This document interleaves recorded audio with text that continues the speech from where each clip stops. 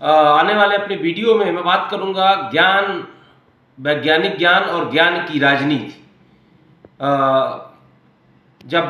Britishers आए, विशेषकर जब लॉर्ड मैकाले को ये दायित्व दिया गया कि भारत के लिए एक शिक्षा नीति बनाने के लिए, तो वो दायित्व इसलिए दिया गया था क्योंकि भारत की ज्ञान परंपरा को खत्म करने के लिए,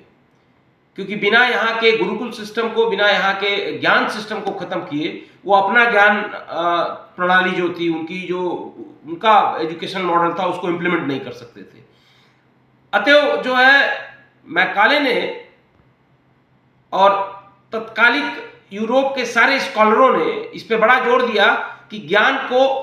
सिर्फ वही ज्ञान माना जाए जो साइंटिफिक ज्ञान है, मतलब the knowledge that is systematically arranged knowledge is a scientific knowledge. और भारत का वो सारा ज्ञान भंडार जो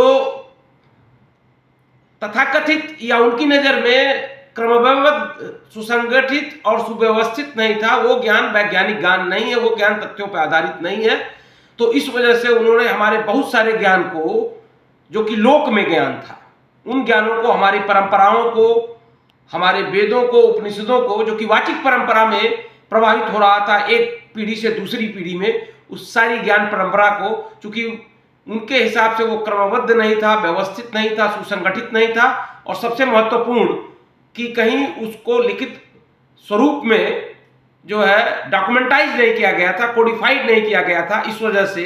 उन्होंने हमारे सारे नीति के सिद्धांतों को, हमारे सारे जो है तत्कालिक रूप में प्रभावी वो सिद्धांत जो